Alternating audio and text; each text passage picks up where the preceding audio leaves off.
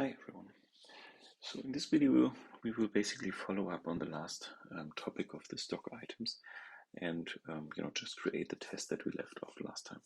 So from now on I will try to actually split the videos into production stuff and then test stuff, just because I'm not 100% sure if this is applicable to all people that are watching this, so then you can more easily decide if you want to stick for the tests or not. Okay, so what we are going to do is to create a test case for our stock items during product creation, and then probably what we also need to do for that is to just create this product edit test and make it a little bit more readable, so that, because as you see, we have already created a couple of tests in there, so I think we need to refactor that a little bit. Okay, so let's get started. Let's take a look at our product edit test. And so there's one thing that I would like to mention, which is a thing that we can leverage here, which is that it is possible with JUnit 5 to create nested classes inside the test class, and with that basically create some kind of a grouping. So for example, if we now take a look at all of our tests, and here we are dealing with product categories. So what we can do is say class product category test, and we will add a nested annotation here. Then it's possible to basically just put them into one basket, and if we run now all of those tests, then it will just appear as as one particular group, and then within this group we will have those two test cases here. So this in itself is already nice to have, but what additionally comes with that is, and I can show you in the next nested class that I will create, is let's call it with opened product edit from, is that we can basically also put particular setup methods in those nested classes, and then they will only be just created or just run as part of this group. So this helps to get even more code out of these tests. So if you, for example, look at this one, then all of this is actually done in a lot of test cases. So let's take a look at this. Here we have the same thing, and then at the next test we also have the very same thing. So let's try to fix that, and what we can generate here is a setup method, and this setup method, similarly to the test cases, can also define parameters, and then we can inject particular operations on this object. So in order to get rid of that, so we can, for example, take this test here in, and just don't execute this anymore. And here we can get rid of that, because now we have it. Sorry, I just did it for the wrong one, so let's do it here. So this will be this variant, and right now we have this form interactions as a field in our test class, and so probably this should just be fine if we just run it as is now. But in some test cases, for example here, we create this product edit or the screen interactions, and in some, for example here, we also use this object here once again for creating such a table interaction. So this means if we would want to put those two tests here in as well, let's see, where to put that here, and we get rid of this one as well. So then we have a problem, because we don't have those two those two objects in place. But what we can do is that we say in this setup method, we'll just basically make them fields, and probably this is just fine to do it like this. And yeah, also for the whole product edit, I think we can do the same thing. So this means we have now all of those objects here in place. And with that, actually, it should continue to work. So let's take a look and run that once again.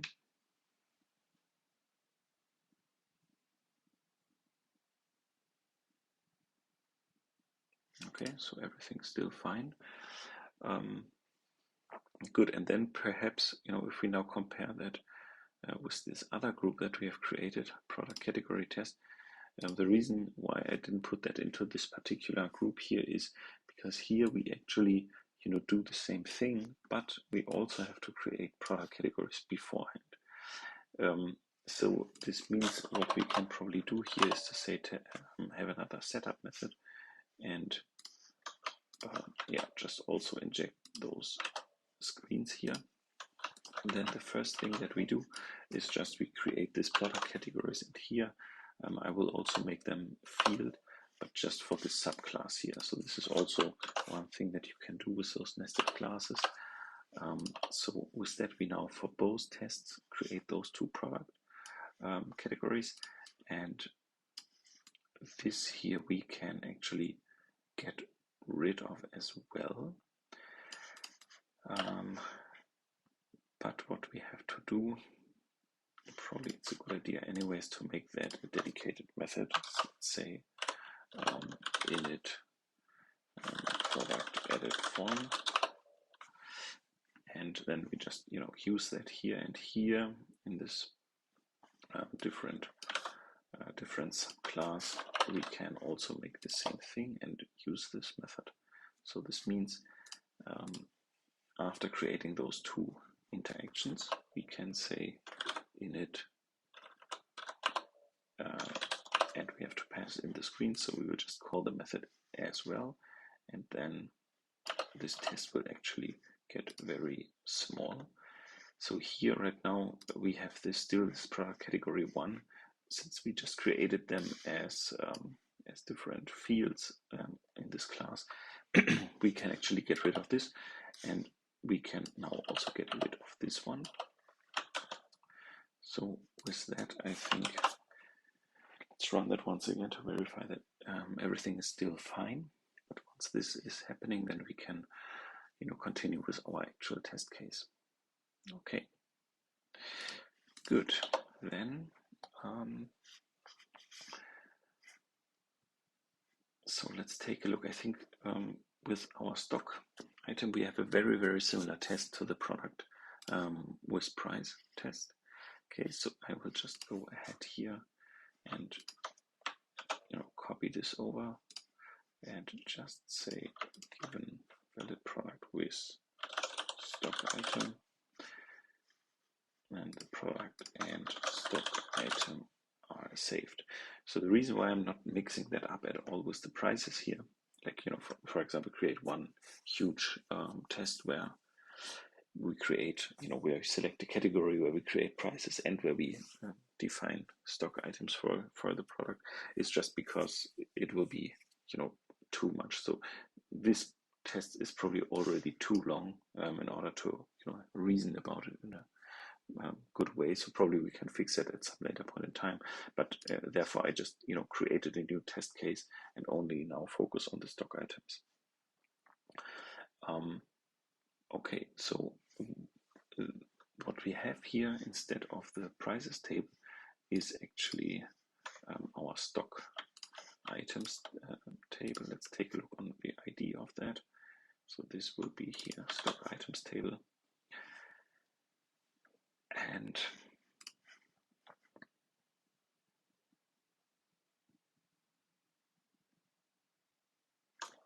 probably we can just remove or just collapse all the ones here that we don't need. So this will be our stock items. So then we have this table, and it will be of type stock item, and this will be then correspondingly the right return type here, and we will say stock items table, and then the screen that should be opened is the stock item edit. Let's also adjust that here accordingly. And you know, the stock item edit is actually a little bit easier. So the only thing that we have to do is to say set text field value and give it an identifier. So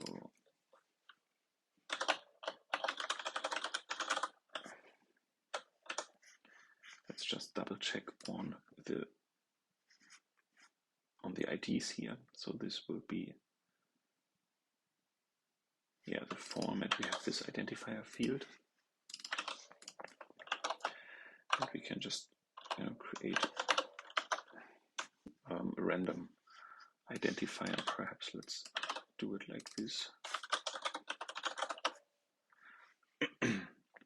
Okay, and then we save the stock item form, and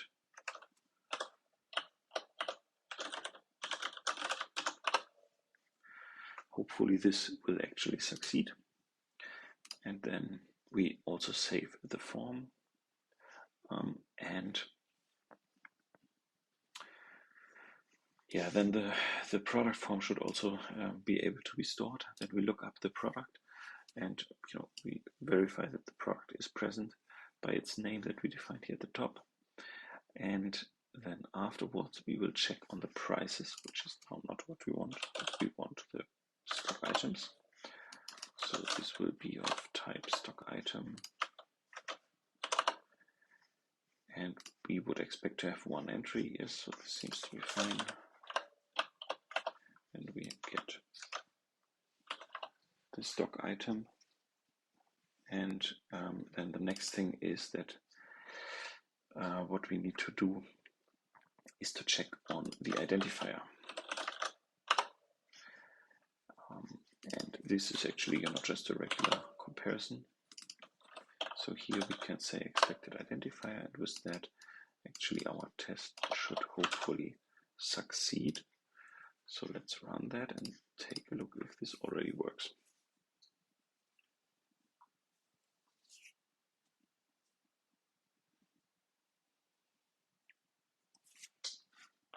Okay, so right now the test does not work, and so the reason is the one that we have seen before in one of the previous videos, is that when we look at this product edit, the table that has been generated does not contain IDs for the buttons. So here we just basically copied them over as well. Yeah, I think for now we can just basically take the IDs here and put them in here.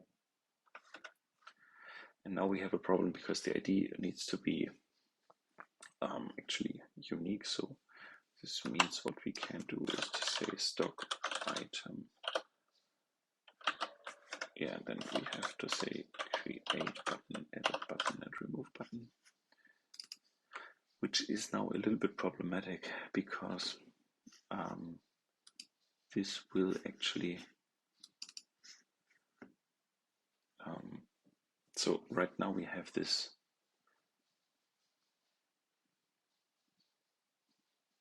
let's double check where we are. So we have this table interaction, then we call create on it, and this create method right now just tries to, you know, work on this create button. So what I see here is two options. So first we could pass in the component ID and say which button we actually need. So probably this will be the easiest one. So if I just make that a parameter and say create button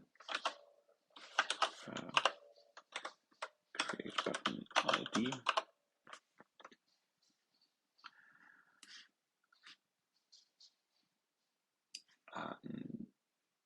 no, I would not like to replace this one. so this means now what we have here is just, IntelliJ just copied all of the invocations and just use this create button. So now I could go ahead and say, sorry, I mixed that up here. So right now I could do it like this and say, please, use this particular button. And the alternative that I could think of is not to interact with the button at all, but instead, since we have this this table component here at hand, so probably it would be possible to, if we go here, then we also have these actions. So probably there is a way to, collect all the actions of a particular table and then, search for a particular type and then invoke this particular one. So I think this would be an alternative. Okay, but it still says that it is not present. So let's take a look on why this does not work. Stock item create button. I was under the impression that this is actually what we have now. Okay, so perhaps let's just debug this test case and see where the problem actually exists.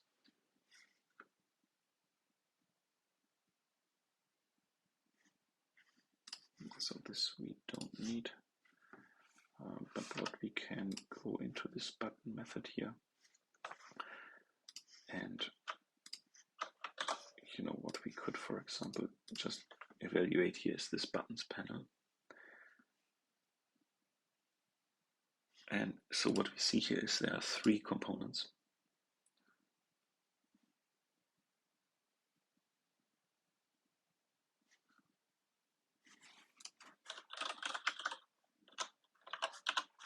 Perhaps let's try like this.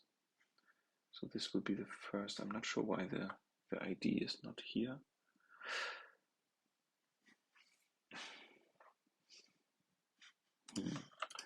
Okay, so this is interesting. So I was hoping that this should actually work. But yeah, I mean, what we can also do is probably like this. So if we have, a create action, so there's a method called get action nn, and then you pass in the action ID. We could potentially also do that. So let's take a look if this makes it better. And then, yeah, so I think probably it's just a perform action. Yeah, what we have to pass in is a component. I'm not sure if it's possible to pass in any component that we, like for example, null or something. To perform. Yeah, so I mean, we can try. Let's see if this already helps. And then it would be a little bit easier. So if we need a component in order to pass into this action perform, then we are basically at the same situation as before, because we then actually need to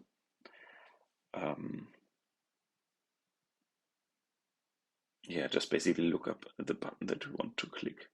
I mean, so it seems to work now. So this means that we can actually get rid of those stock item button IDs.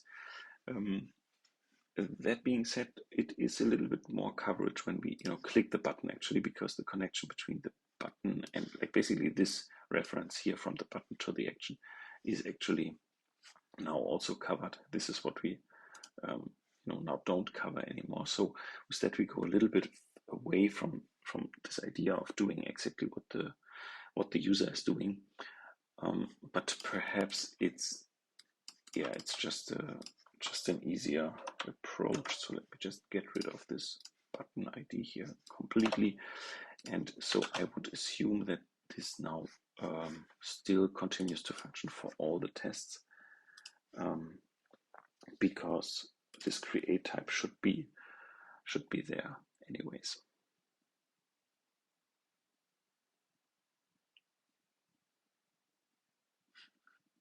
Okay, so it seems not to be the case.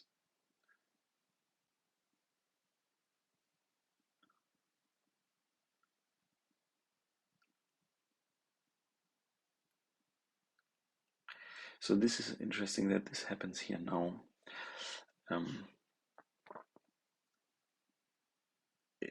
So this is a little bit unrelated to our actual video. I have seen that just before starting the video and wanted to do a dedicated video on that. So this has nothing to do with what we just developed, and I'm not sure why this actually happens now. Okay, so anyways, I mean, perhaps let's figure that out right now. So what I have observed is that the test that we are running here, this product browse test, the product category browse test, and also there is this customer browse test, they are failing in ways that I cannot 100% understand. So let's take a look. So the reason why they are failing is that they say there's a problem.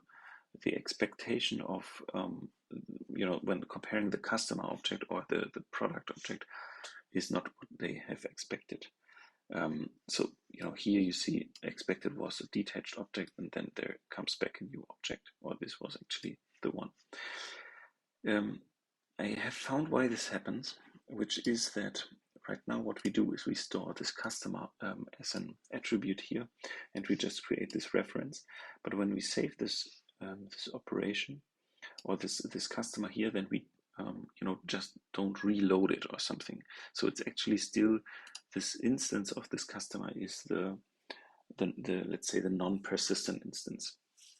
And data manager, when you pass in a single object, it returns you like here, it returns you the E type, meaning that it will actually be the saved customer. So when we now go ahead and override our reference of this particular test case here with this stored customer, then those tests actually start to continue to run. That being said, I have not seen them failing in a consistent manner. So sometimes it works, sometimes not. For example, if I previously ran all the tests in my IntelliJ, then it was just fine. So I'm not 100% on top of what is actually going on here. That being said, this one actually solves the problem. So what we can do is to say product category equals this one, and we can then do the same thing for the product. So I think the takeaway here is basically that we can say, or that's a good idea to always, interact in the tests with the saved instances of the data manager, and not with the created ones that have been there. So now we have still failing tests. Okay, so I'm not sure why this actually happens. So let's run that again.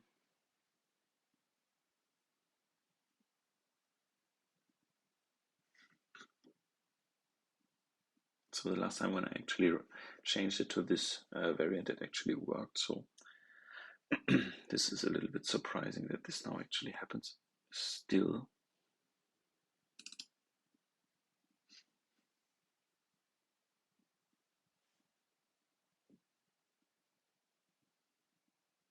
So the test case is that it's not about this one, but about this one here actually.